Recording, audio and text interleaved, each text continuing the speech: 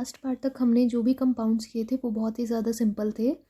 अब हमारे पास आएंगे ऐसे कंपाउंड्स जिनमें डबल बॉन्ड और ट्रिपल बॉन्ड प्रेजेंट होता है। तो कुछ ऐसे कंपाउंड्स करेंगे, उसके अलावा हम कुछ साइक्लिक कंपाउंड्स भी करेंगे जिनमें डबल और ट्रिपल बॉन्ड होता है। तो एक चीज़ हमेशा याद रखनी है कि डबल बॉन्ड को हम ज़्यादा प्रायोरिटी देंगे रेदर देन ट्रिपल बॉन्ड। ठीक है, so priority is decided by IUPAC। तो IUPAC का कहना था कि डबल बॉन्ड को ज़्यादा प्रायोरिटी देंगे देन ट्रिपल बॉन्ड। तो अगर किसी कंपाउंड में डबल और ट्रिपल दोनों बॉन्ड प्रेजेंट हैं तो डबल बॉन्ड के साइड से नंबरिंग होगी, ट्रिपल बॉन्ड के साइड से नंबरिंग नहीं होगी। ठीक है बच्चे, तो एग्जाम्पल नंबर 16 तक शायद हम लोगों ने कर लिया था। Example number 17 we will start. So ये हमारे पास एक सिंपल सी चेन है। इसकी नंबरिंग चाहे मैं यहाँ से कर दूँ 1 2 3 4, चाहे यहाँ से कर दूँ 1 2 3 4, तो डबल बॉन्ड को नंबर हमेशा 2 ही मिलेगा। ठीक है, अब आप लोग कहोगे यहाँ पे तो 2 नंबर है, एक 2 है एक 3 है। तो बेटा जो स्टार्टिंग का नंबर होता है ना, जो छोटा नंबर होता है वो हम लोग लिखते हैं कि 2 से स्टार्ट होकर डबल बॉन्ड 3 पे खत्म है। तो हम जो उसकी पोजीशन बताएंगे दैट विल बी 2। सो इसका नाम लिखा जाएगा ब्यूट वर्ड रूट, और डबल बॉन्ड आ रहा है किस पोजीशन पे, 2 पे, 2 इन, ब्यूट 2 इन। तो ये ब्यूट 2 इन बेटा हम लोगों ने वर्ड रूट लिखा, प्राइमरी सफिक्स लिखा और प्राइमरी सफिक्स का नंबर यहां पर मेंशन किया। ठीक है, नेक्स्ट हमारे पास ये molecule 1 2 3 4, it is also but 1 yne. तो बच्चे जहां पर 1 पोजीशन पे कोई चीज लगी होती है तो जरूरी नहीं होता कि वहां पर हम 1 लिखे, तो हम इसको ब्यूटीन भी लिख सकते हैं सीधा सीधा।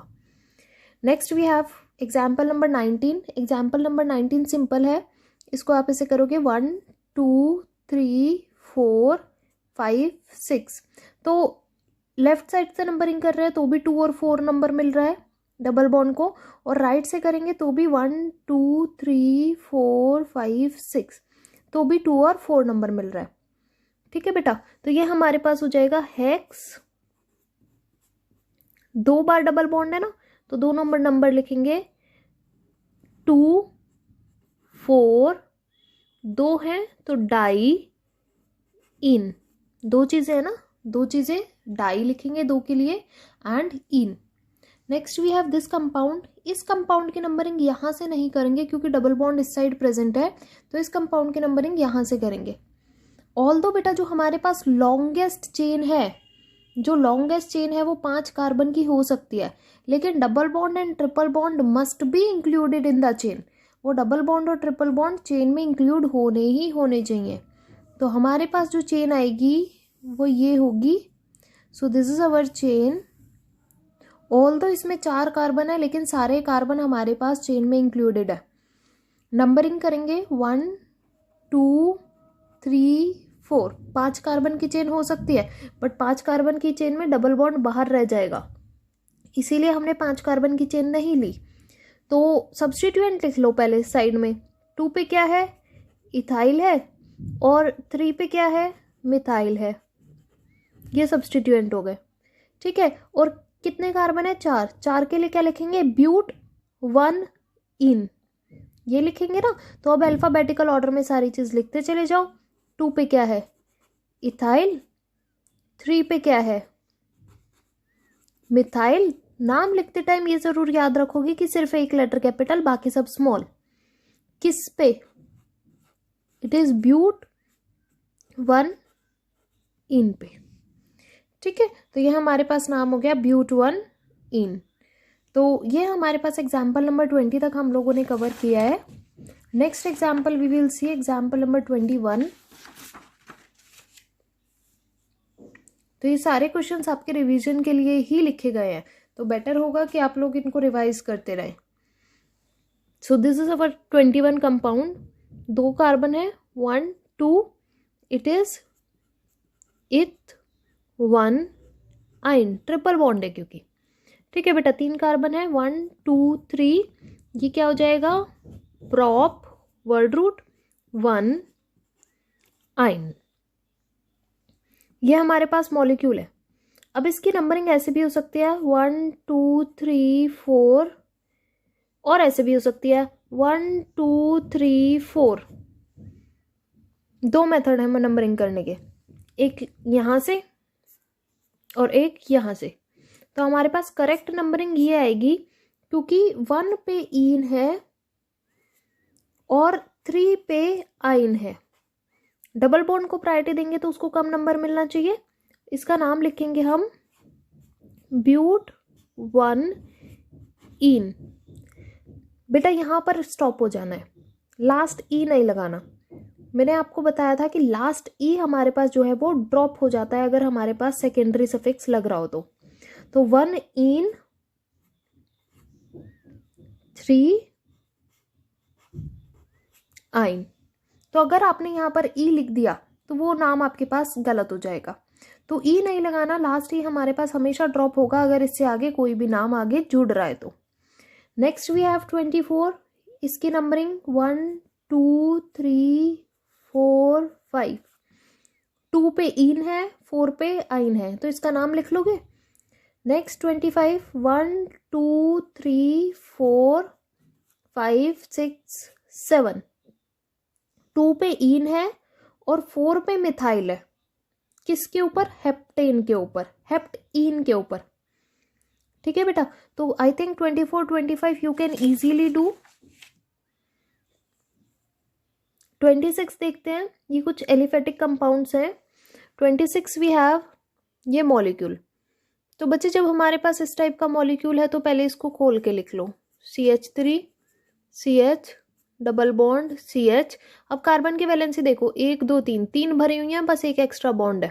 सो ये एक्स्ट्रा बॉन्ड CH2 के साथ जाएगा। कितने CH2 लिखे हुए हैं इसने? 2, एक CH2 2 CH2 CH3।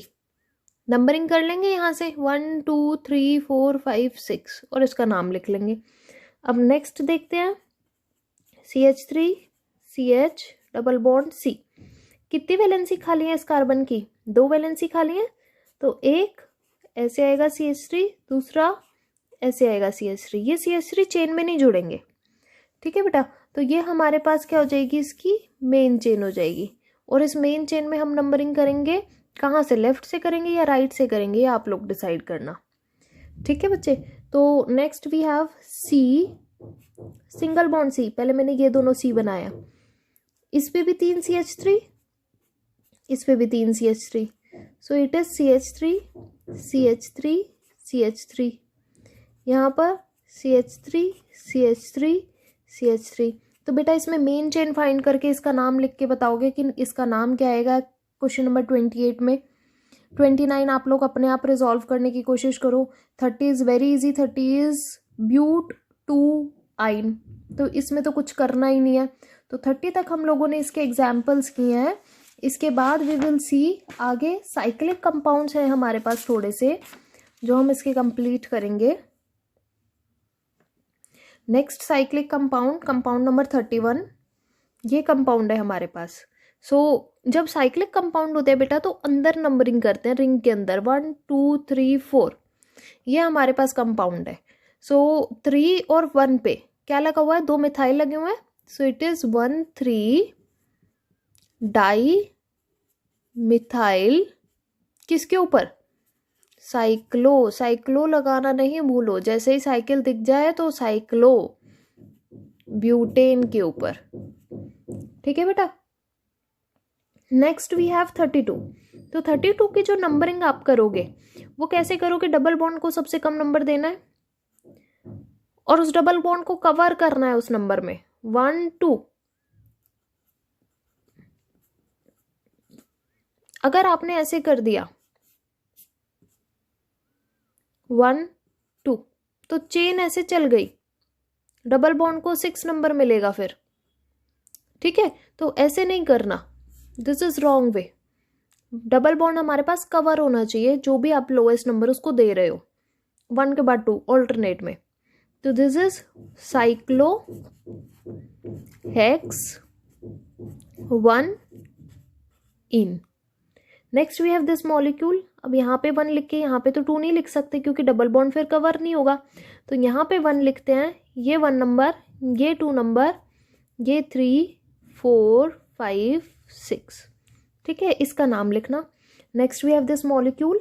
इस टाइप के जो मॉलिक्यूल होते हैं बेटा, इस टाइप के मॉलिक्यूल में हमारे पास ज़्यादा कार्बन वाला जो रिंग होती है वो मेन कंपाउंड, तो ज़्यादा कार्बन रिंग वाली रिंग ये हो गई, और कम कार्बन वाली रिंग जो होती है उसको हम लिखते हैं एल्काइल की फॉर्म में। So this is cyclopropyl.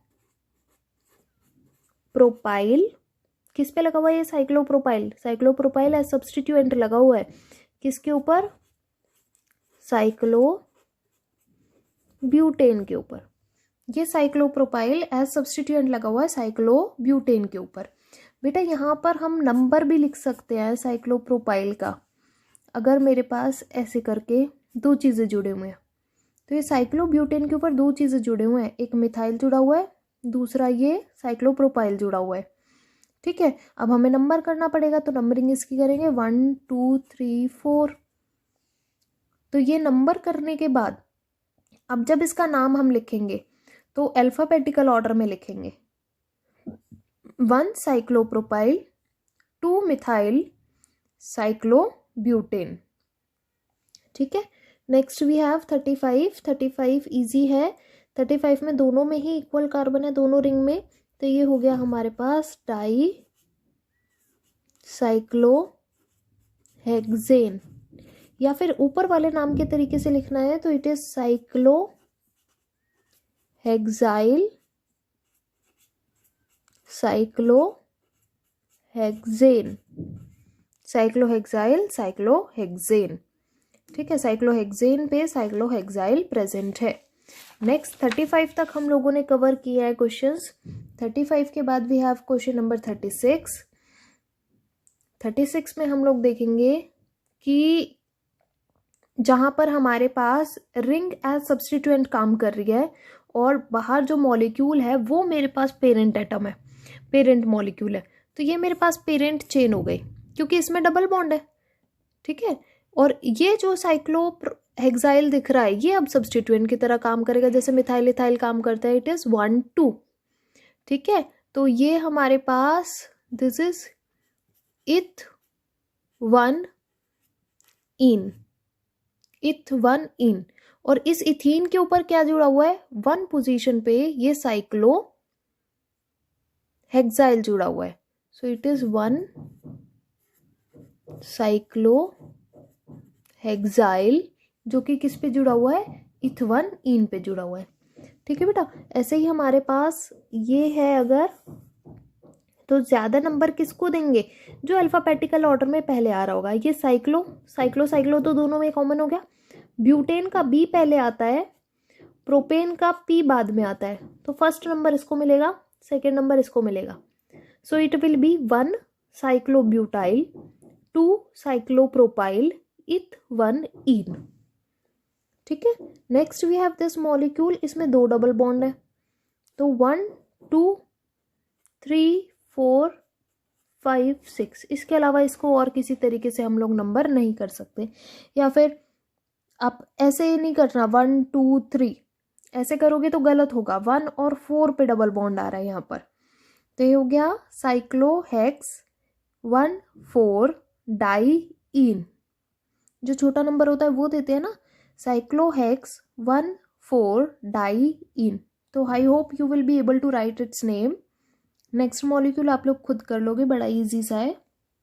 उससे next molecule we have triple bond के साथ, तो यहाँ पर भी मेन चेन बाहर वाली होगी, ये वाली एलिफेटिक वाली मेन चेन होगी 1 2 3 4, तो ये हमारे पास हो जाएगा बेटा, दिस विल बी 1 पे क्या जुड़ा हुआ है? 1 पे जुड़ा हुआ है साइक्लोप्रोपाइल,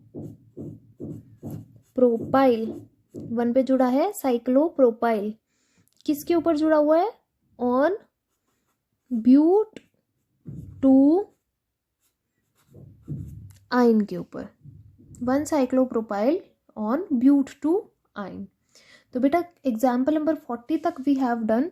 40 के बाद हम लोग आगे की देखते हैं, 5 और क्वेश्चन है हमारे पास, तो ये 5 और क्वेश्चन करने के बाद हम लोग देखेंगे कि हमारे पास जब फंक्शनल ग्रुप आते हैं तो उनके नेम कैसे लिखते हैं। तो बच्चे जब हमने प्रीफिक्स वाली टेबल पढ़ी थी तो उस प्रीफिक्स टेबल में मैंने कुछ नेम बताए थे, कुछ ऐसे ग्रुप्स बताए थे जो सिर्फ और सिर्फ कहाँ पर लगते हैं, जो सिर्फ और सिर्फ एज प्रीफिक्स ट्रीट किए जाते हैं। तो हमारे पास पहला मॉलिक्यूल आता है ये 1 2 3 4। Lowest number is given to the substituent, substituent को लोएस्ट नंबर मिलेगा।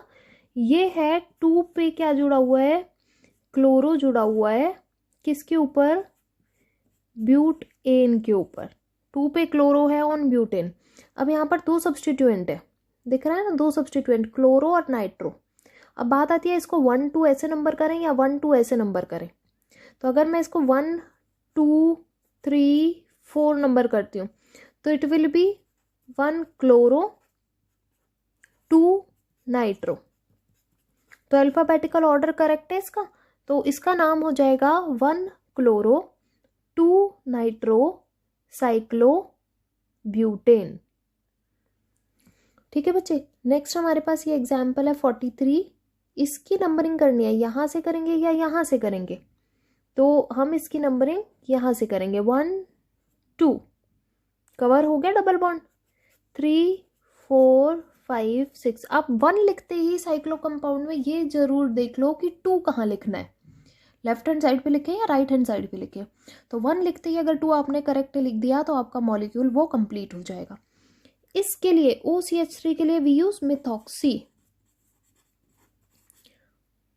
ठीक है, तो इसके लिए वी यूज मिथॉक्सी। तो 1 पे मिथॉक्सी जुड़ा हुआ है, किसके ऊपर, साइक्लो हेक्स 1 इन के ऊपर, साइक्लो हेक्स 1 इन के ऊपर। ठीक है बच्चे, next we have this molecule. ये मॉलिक्यूल भी बहुत इजी सा है, 1 2 3 4 देखते ही पता लग जाना चाहिए कि नंबरिंग कहाँ से करनी है। अब तो 40 क्वेश्चंस कर लिया हम लोगों ने। ठीक है, तो 2 पे ब्रोमो है और 2 पे ही क्लोरो है, तो आप लोग लिखोगे 2 bromo 2 chloro according to alphabetical order, butane 2 bromo 2 chloro butane. और लास्ट क्वेश्चन आप लोग अपने आप से करना, it will be numbered as 1 2 3 4 5 6। तो 2 पे क्लोरो है, 3 पे मिथॉक्सी है। सो 2 पे क्लोरो 3 पे मिथॉक्सी के साथ ये वाला कंपाउंड आप लोग खुद से करना। सो 45 नॉमेनक्लेचर हम लोगों ने कवर किए हैं। 45 नॉमेनक्लेचर के बाद बेटा हमारे पास जो हम नेक्स्ट चीज़ करेंगे that will be functional group. तो फंक्शनल ग्रुप का नॉमेनक्लेचर शायद आप लोगों ने 10th क्लास में पढ़ा होगा थोड़ा बहुत, और नहीं पढ़ा है तो यहाँ पर कंप्लीट पढ़ेंगे। बस एक चीज़ आपको याद रखनी है कि चेन में जो भी चीज़ अटैच होती है उस अटैचमेंट को हमें सबसे कम नंबर देना है। ठीक है, तो यहाँ तक के नॉमेनक्लेचर आप लोग एक बार प्रैक्टिस करो, खुद से लिख के देखो, जो मैंने भी लिख के दिखाए हैं उनको भी आप लोग क्या करो, मॉलिक्यूल बनाओ दोबारा सारे ऐसे A4 साइज शीट पे 10 मॉलिक्यूल बनाओ, 10 मॉलिक्यूल का नाम लिख के देखो। इसके अलावा आपको जहाँ पर भी मॉलिक्यूल मिलते हैं किसी गाइड बुक में, किसी रिफ्रेशर बुक में, या जो भी आप पढ़ रहे हो मटेरियल, तो वहाँ से मॉलिक्यूल लो, उनके नाम लिखने की प्रैक्टिस करो, क्योंकि नेमिंग आना is very important. So next class में हम लोग स्टार्ट करेंगे कि फंक्शनल ग्रुप जब हमारे पास होते हैं तो उनकी नेमिंग हम लोग किस तरह से करते हैं।